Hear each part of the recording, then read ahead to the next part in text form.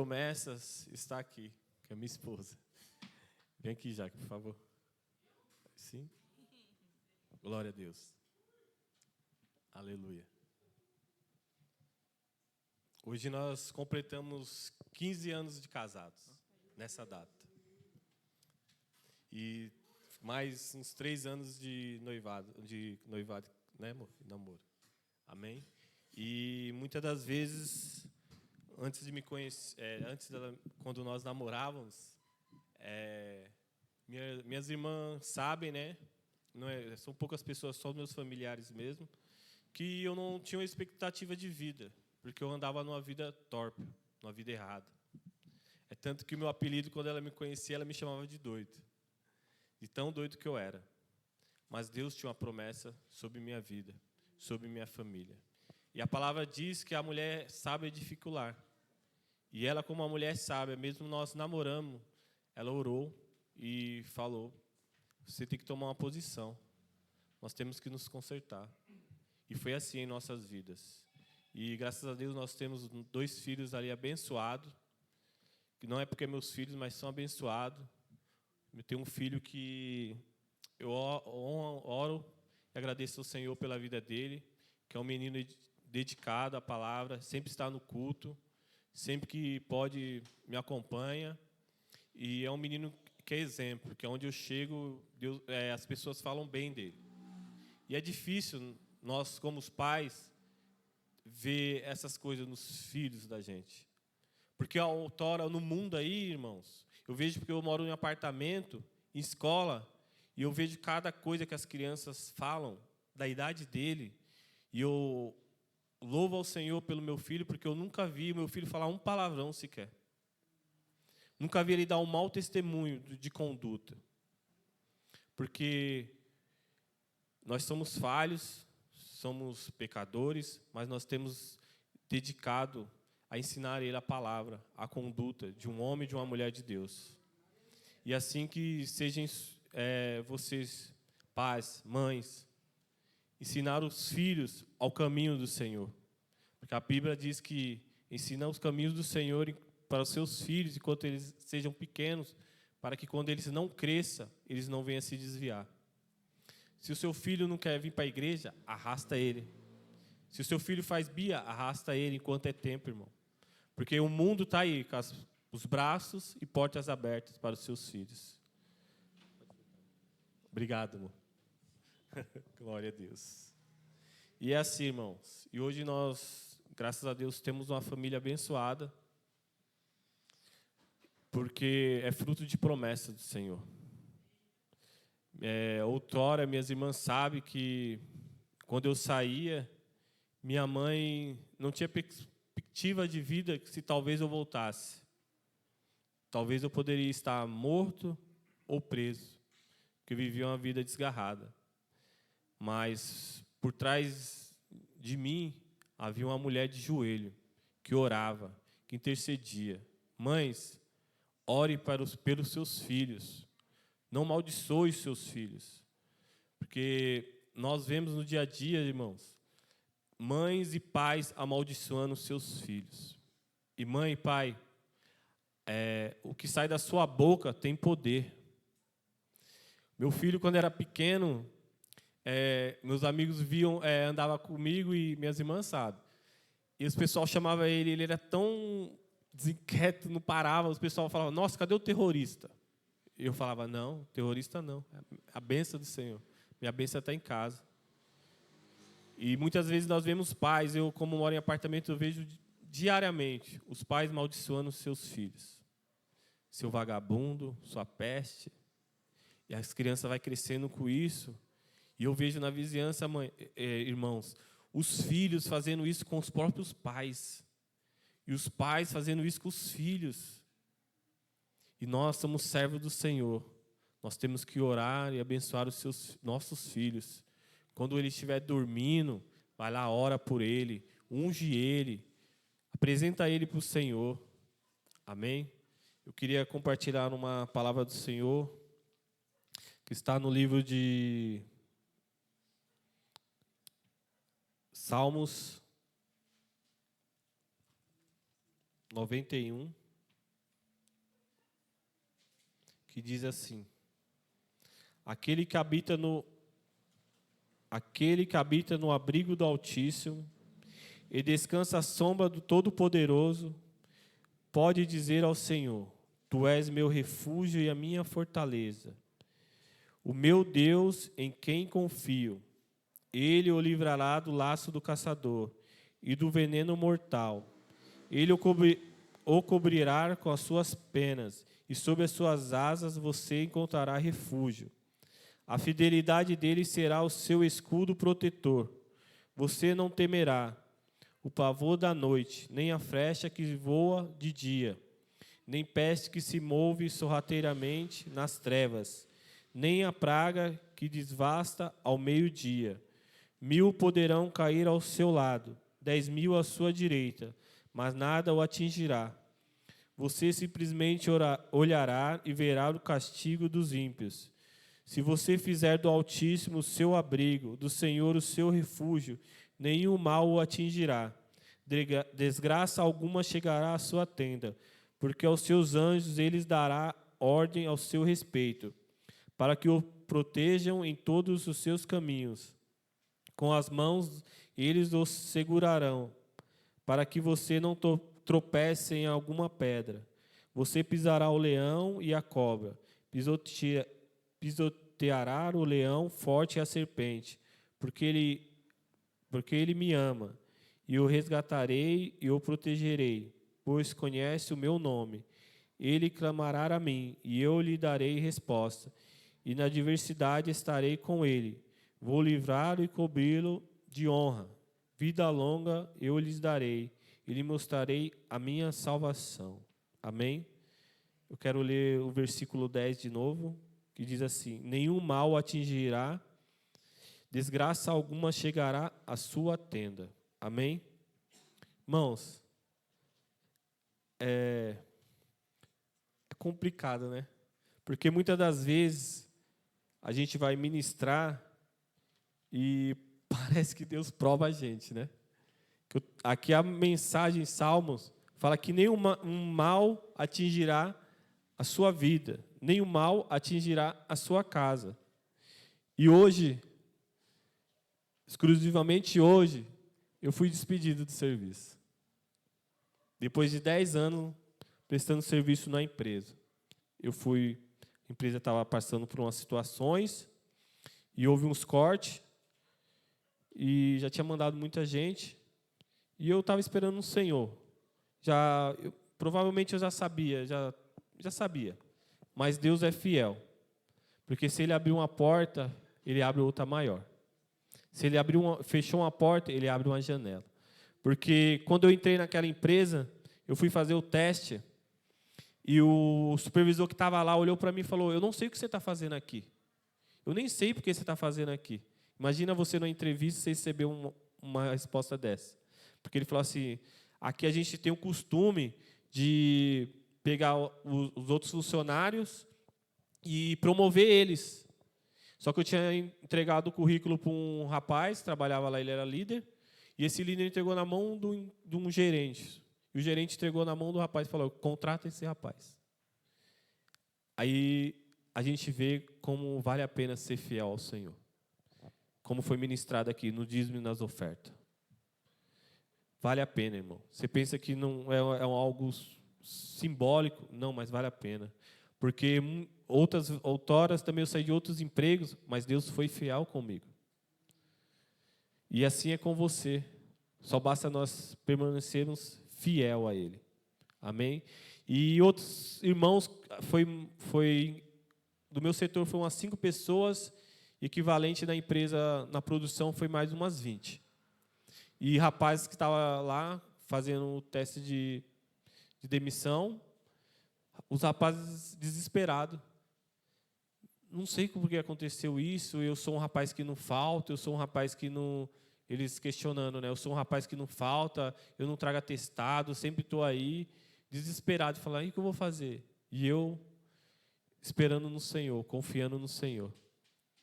E eu falei para ele: irmão, se Deus abriu essa porta, Ele abre uma maior, irmão. Fique em paz. E eu, maior paz, e os rapazes veio e falou comigo. Nossa, Ronaldo, mas você está numa paz. Eu falei, mas eu já sabia que Deus ia fazer isso. Eu tinha certeza, eu tinha convicção, porque Deus já tinha falado comigo, eu já tinha orado a Ele. E várias pessoas veio falar comigo, e assim a gente se emociona, não pelo emprego, pela amizade, pelos amigos que a gente deixou lá. Eu recebi muitas mensagens. Às vezes a gente pensa que aonde nós estamos trabalhando, uma palavra que a gente fala, algo, um versículo, não vai fazer a diferença.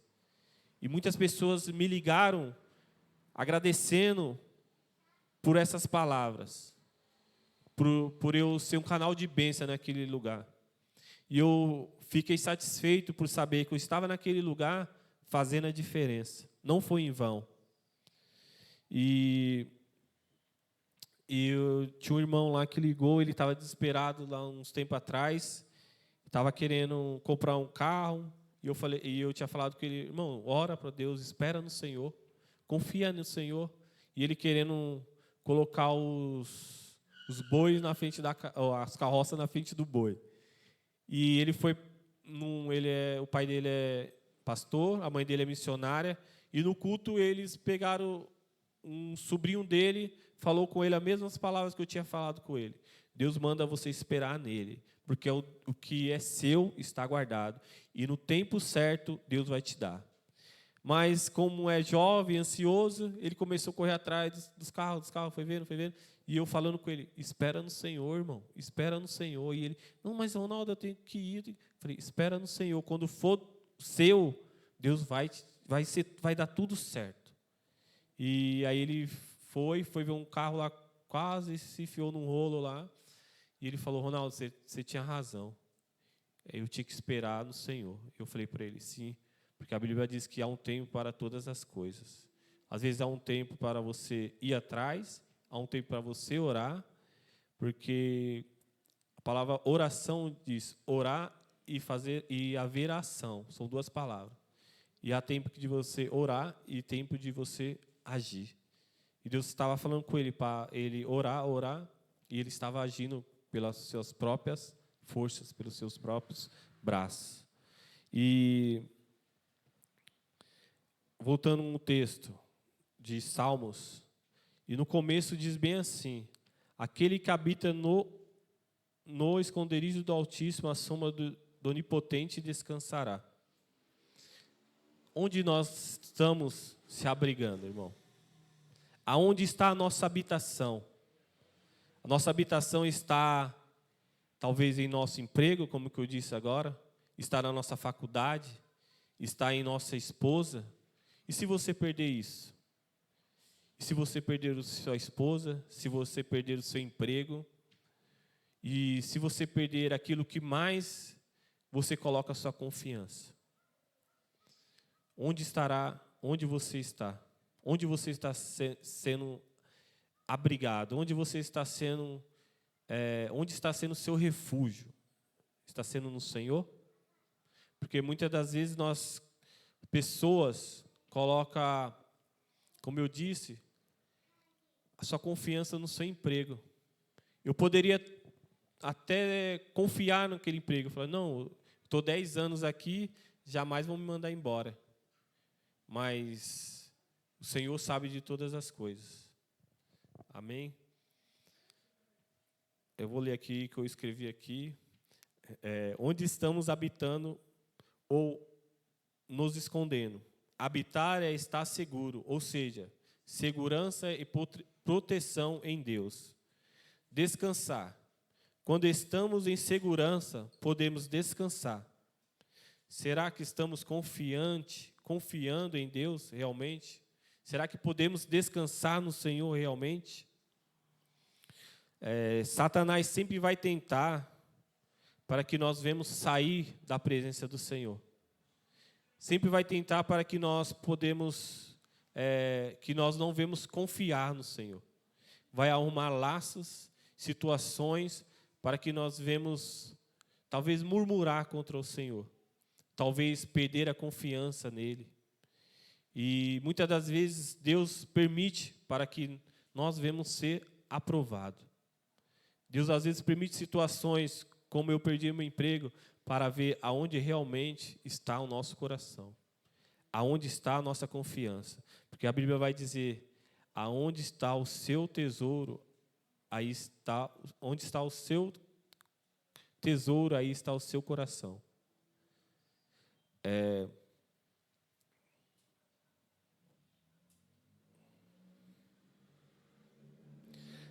No livro aqui também de Salmos, vai falar sobre que Deus retira as pedras de nossas vidas.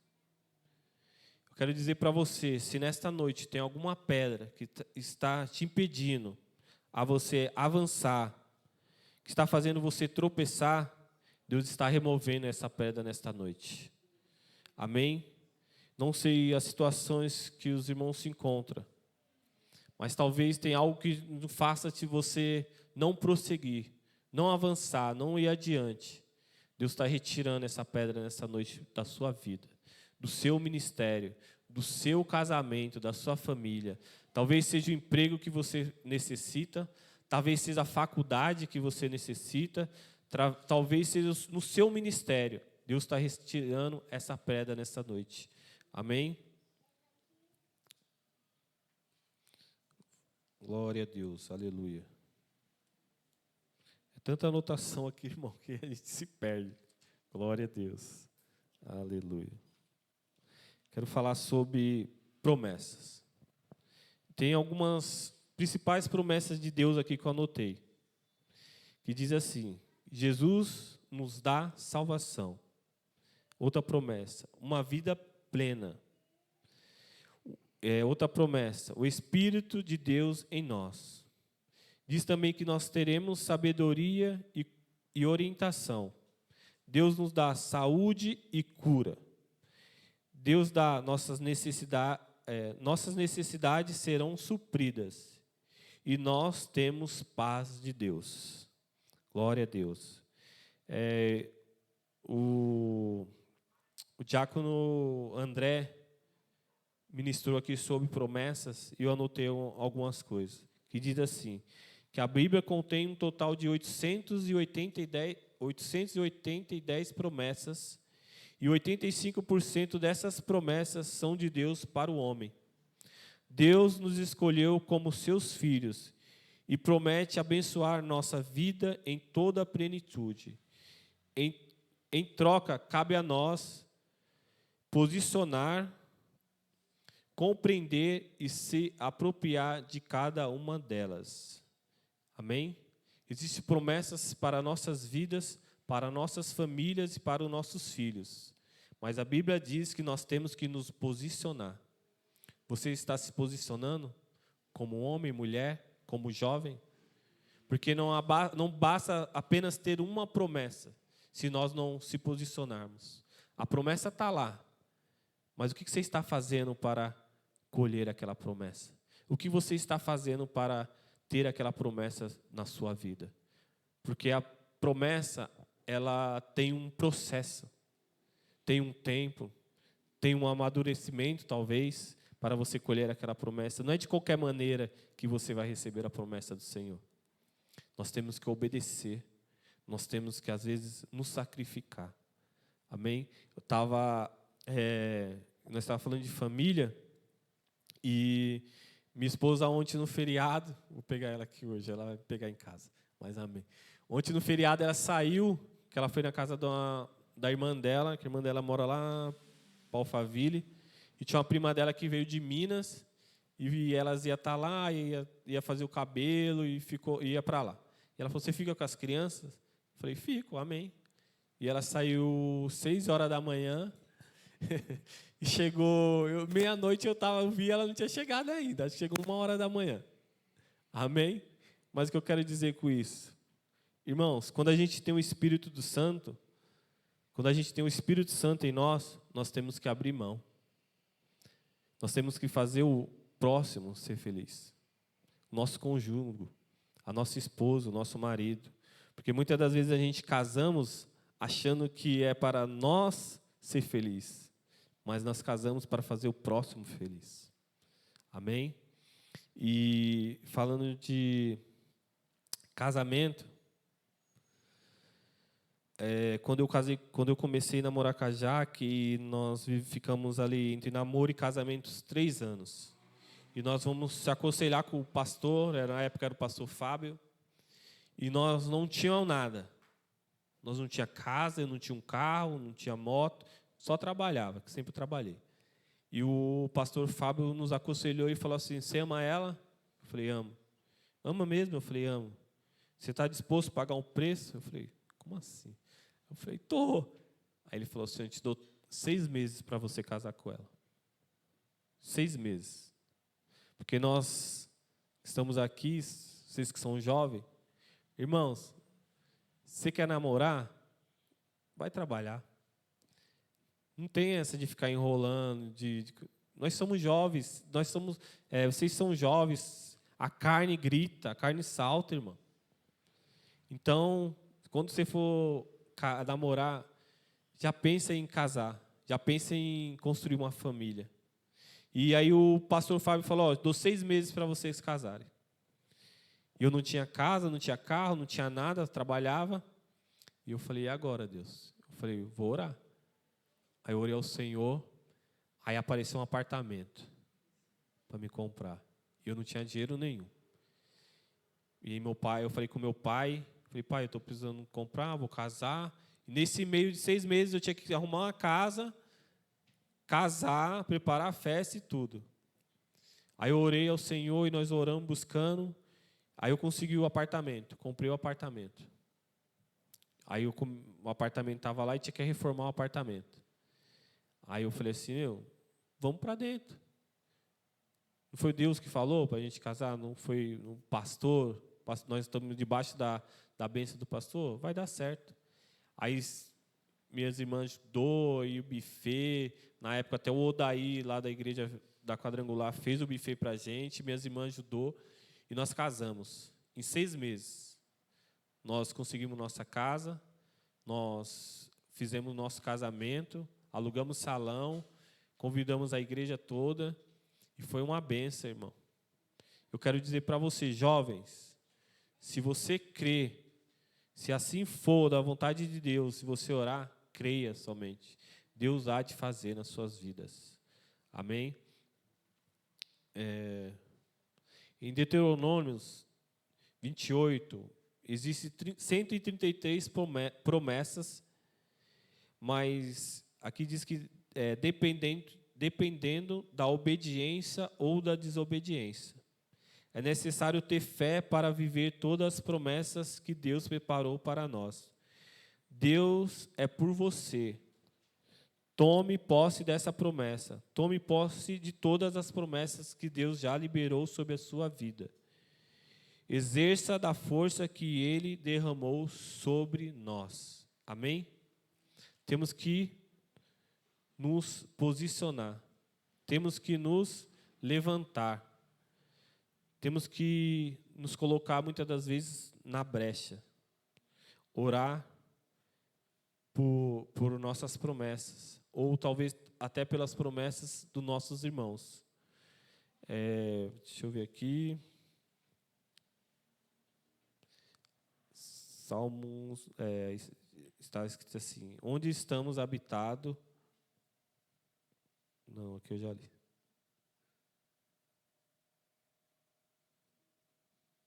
Glória a Deus. Deixa eu ver, Mateus 4, 6. Glória a Deus.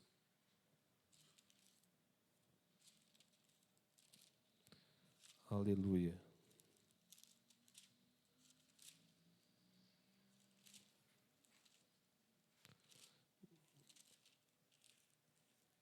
Mateus 4, 6 diz assim: se és os filhos de Deus, joga-te daqui para baixo, pois está escrito: Ele dará ordem aos seus anjos a seu respeito, e com as mãos eles os segurarão, para que você não tropece em alguma pedra. Aqui foi Satanás falando com Jesus no deserto. Imagina, irmão. Satanás foi tentar o próprio Deus, o próprio Jesus. Mas como Jesus estava? A Bíblia vai falar que ele estava 40 dias e 40 noites jejuando. E muitas das vezes nós não temos jejuado e orado pelas promessas de Deus sobre nossas vidas. Não temos nos posicionado, como eu disse. E é muito forte, irmão. Nós temos que orar, nós temos que posicionar. O bispo e a bispa têm falado muito aqui, muito forte, nos cultos sobre oração. Uma igreja não vence sem oração.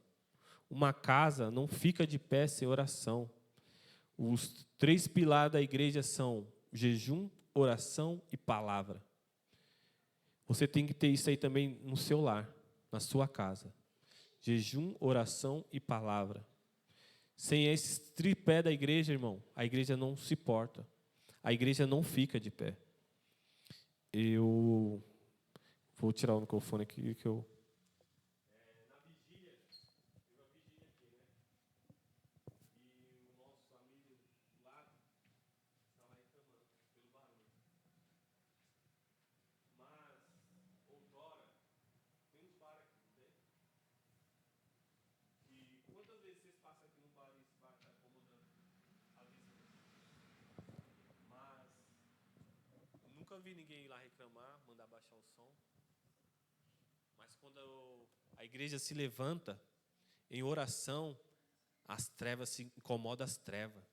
Incomoda o reino das trevas, irmão.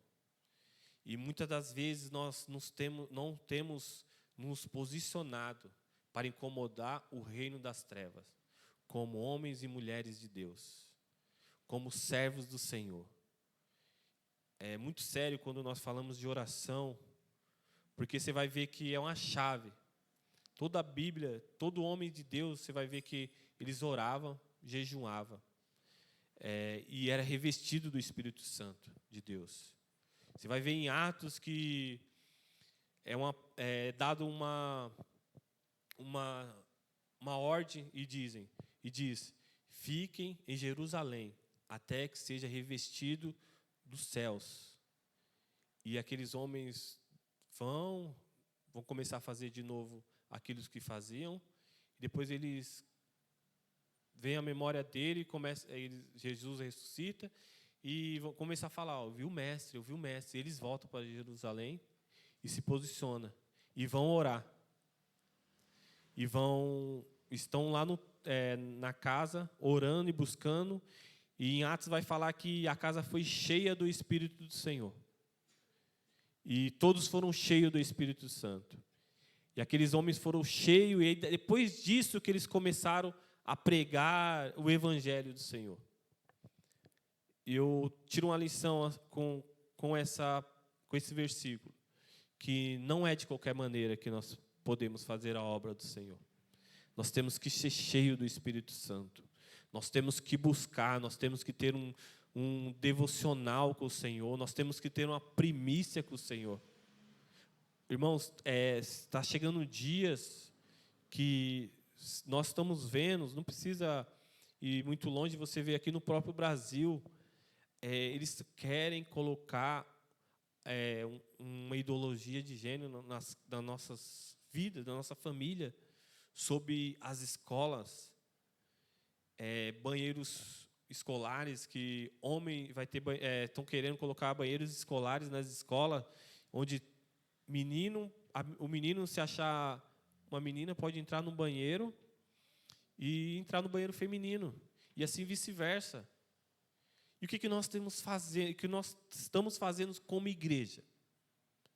O que nós temos ensinado para os nossos filhos? Porque muitas das vezes a gente ensina, mas na própria escola, irmão, eles disturbam a mente dos nossos filhos. Pai, mãe que está aqui nessa noite, senta com o seu filho, conversa com ele.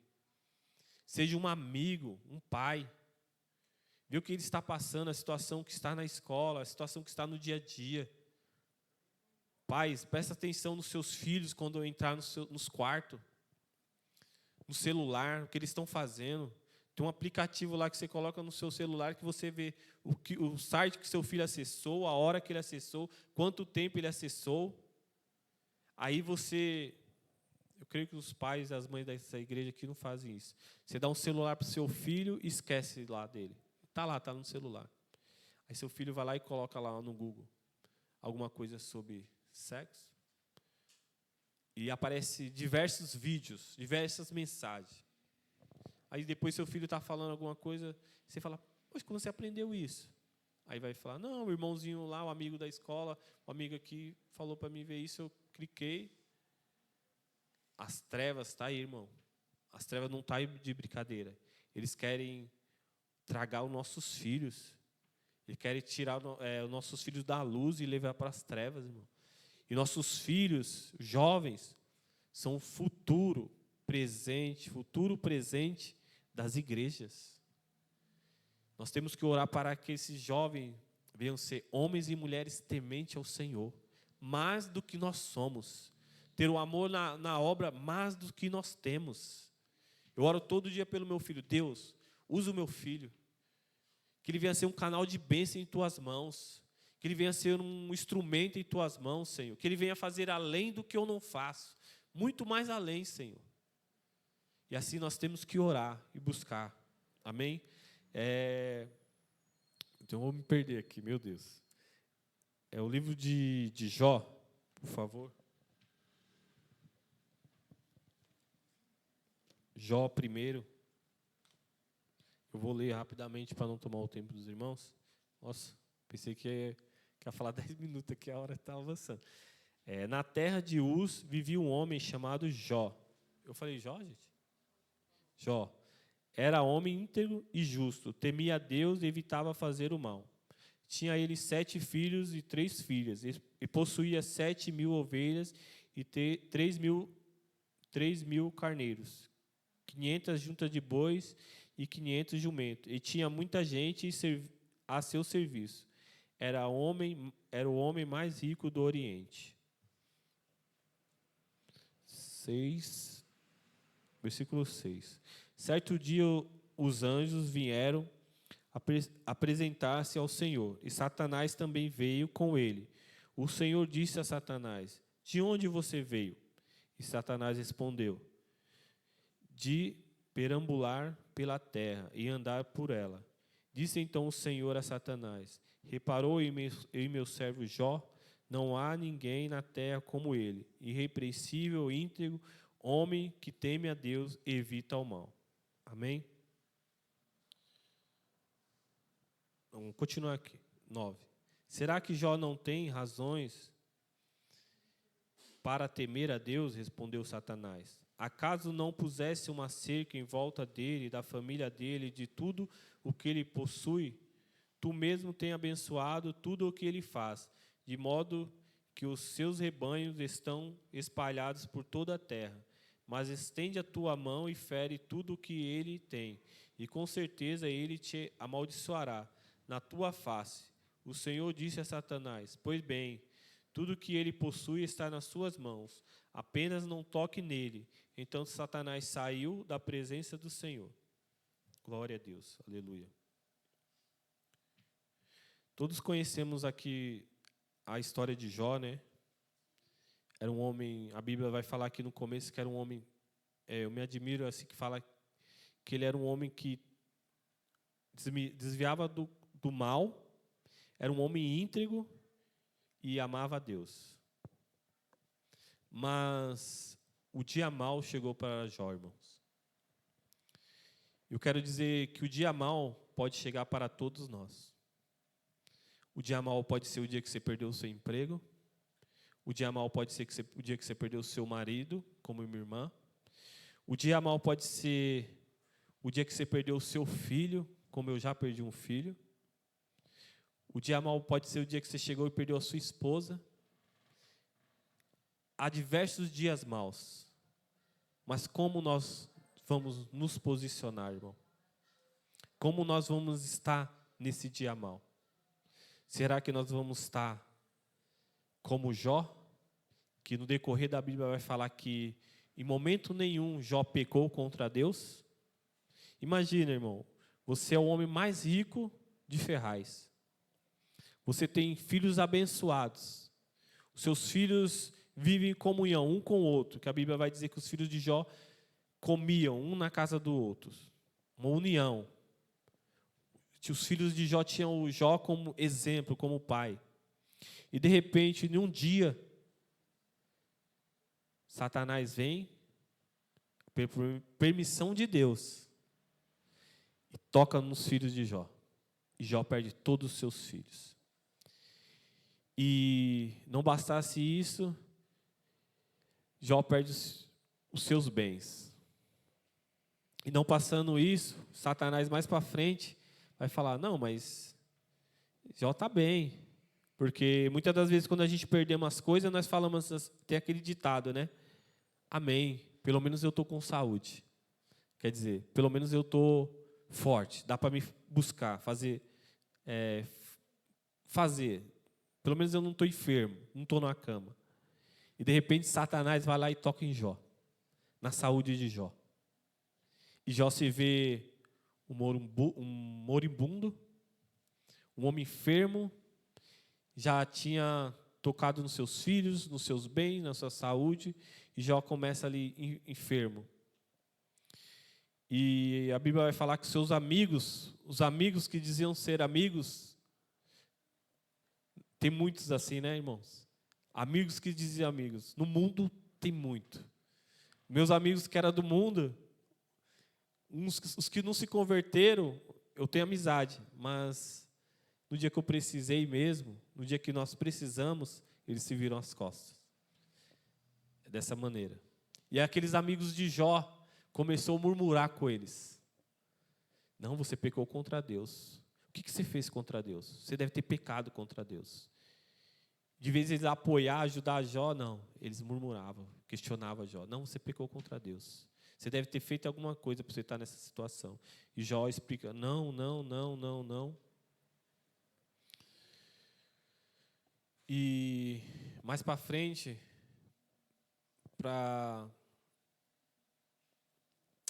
eu disse sobre minha esposa, né? Que a mulher sábia edifica a casa. A mulher de Jó, não sendo sábia, vai falar o quê? Amaldiçoa esse Deus e morre. Porque não lembro o livro, mas tem uma passagem, se eu não me engano, é Levítico, que diz assim, que na lei de Moisés, o homem que amaldiçoava a Deus era morto, apredejado. Então aquela mulher estava dizendo assim, você já está nessa situação, você já está no fundo do poço, então amaldiçoa o seu Deus e morra. Porque se ele amaldiçoasse Deus, ele ia ser morto mesmo, apredejado. Mas Jó não escutou aquela mulher. Jó simplesmente olhou para ela e disse, nu eu vim do ventre da minha mãe, e nu voltarei, não é meio assim. Mas o que eu acho interessante é que ele diz, Deus me deu e Deus tomou. Ele tinha convicção de tudo aquilo que estava passando por ele, o processo que ele estava passando, foi Deus que permitiu. E muitas das vezes nós não entendemos o motivo, a razão, a circunstância que nós passamos por esses processos e questionamos a Deus. Mas a Bíblia vai dizer que há um tempo nos céus e na terra para todas as coisas. A nossa bênção não está aqui no mundo terreno. Ela não começa aqui no mundo terreno. Está lá no céu. É tanto que em Salmos você vai falar assim, eleva os meus olhos para o monte. De onde virá o meu socorro? Porque se nós olharmos para baixo, não haverá resultado. Mas se nós olharmos para o céu, onde está o nosso Redentor, o nosso Salvador, o Senhor Jesus Cristo, de lá vem o nosso socorro. De lá está a nossa fortaleza. Aí a Bíblia vai decorrer e vai dizer que depois de Jó, de tudo isso, Deus vai falar com aqueles amigos que diziam ser amigos e falar, leve uma oferta de holocausto para Jó, e Jó vai sacrificar e ia receber aquela oferta. E Jó, o que Jó faz? Jó poderia ter virado as costas para aqueles amigos, porque estavam falando mal dele, porque não apoiaram ele, mas não, Jó fez a diferença. A Bíblia vai dizer que Jó orou pelos aqueles amigos, orou por aqueles que estavam acusando, maltratando. Aí eu deixo uma pergunta para você: você tem orado por aqueles que têm te perseguido? Você tem orado por aqueles que têm te afrontado? Você tem orado para que Deus converta ele? Porque a Bíblia vai dizer que depois que Jó orou, Deus abençoou Jó. Deus deu tudo de novo para Jó. Deus restituiu os seus filhos. Deus deu todos os bens que ele tinha perdido dobrado. E assim nossas vidas, irmãos. Nós não temos que olhar para o problema. Nós não temos que olhar para as circunstâncias. Nós temos que olhar para o alto, para o nosso Deus.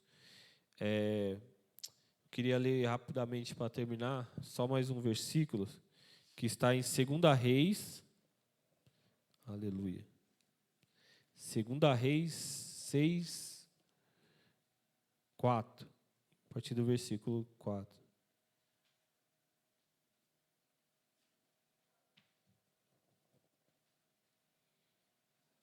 Não, desculpa, 6:8. 2 Reis 6:8. Está escrito assim: Ora, o rei da Síria estava em guerra contra Israel. Depois de reunir-se com os seus conselheiros, disse: Montarei o meu acampamento em tal lugar. Mas o homem de Deus mandava uma mensagem ao rei de Israel: Evite passar por tal lugar, pois os arameus estão descendo para lá. Assim o rei de Israel investigava o lugar indicado pelo homem de Deus. Repetidas vezes, Eliseu alertou o rei que tomava as devidas precauções. Isso enfureceu o rei da Síria, que, convocando os seus conselheiros, perguntou-lhes: Vocês não me aprontaram qual dos nossos estão do lado do rei de Israel? 12. Respondeu um dos conselheiros: Nenhum de nós, majestade. É Eliseu o profeta, que está em Israel, que revela ao rei de Israel até as palavras que tu falas em teu quarto. Amém? Aqui vai falar que o rei da Síria estava armando contra Israel, contra o povo de Deus. E lá existe um profeta chamado Eliseu. E toda vez que o rei tramava de subir com o seu exército para atacar Israel, Deus mandava Eliseu ao rei de Israel e falava: Ó, o rei da Síria está vindo aí para atacar Israel. E o rei de Israel, com todo o povo, não ia mais para aquele lugar, se desviava e ia para outro. E o rei da Síria achou que tinha alguém ali falando, né? Tinha algum intruso ali, um espião. Aí vai um lá, levanta-se um e fala: Não, lá em Israel há profeta. Lá em Israel há homem de Deus, há um homem chamado Eliseu. Que quando o rei vai atentar contra o povo de Deus, Eliseu vai lá e fala e avisa o rei. Aí de repente o rei da Síria fica sabendo disso e vai procurar em Dotã, procurar Eliseu, prender Eliseu. E de repente diz que pela manhã o servo de Eliseu, Geazi, né, amor? Acorda e vê todo o acampamento de Israel cercado pelos sírios, pelo rei da Síria. E de repente aquele homem diz que aquele jovem, o moço de Eliseu, fala: Ai meu Deus, o que iremos fazer? Aí de repente Eliseu levanta-se, um homem que confia no Senhor, irmão, o homem que tem Deus em sua vida, levanta e a Bíblia diz que ele vai orar e fala: Senhor, abra os olhos dele para que ele veja. E assim Deus faz. E aquele jovem enxerga o soldado de Deus, os homens de Deus, os cavaleiros do Senhor, que estava cercando todo aquele soldado, aqueles exércitos. E muitas das vezes é assim em nossas vidas. Nós não enxergamos as coisas porque nós estamos olhando com olhos espirituais, com olhos carnais. Que Deus, nessa noite, possa abrir os seus olhos espirituais e vocês possam começar a enxergar com os olhos da fé, com os olhos espirituais, porque há um Deus que zela pelas nossas vidas, há um Deus que zela pelas nossas famílias, há um Deus que zela pela sua palavra, pelas suas promessas. E eu creio que não tem nenhum de vocês aqui que não tem promessa do Senhor na sua vida. Eu quero dizer que Ele é fiel para realizar as promessas dEle em sua vida. Eu queria convidar o grupo de louvor, amém, para estar louvando.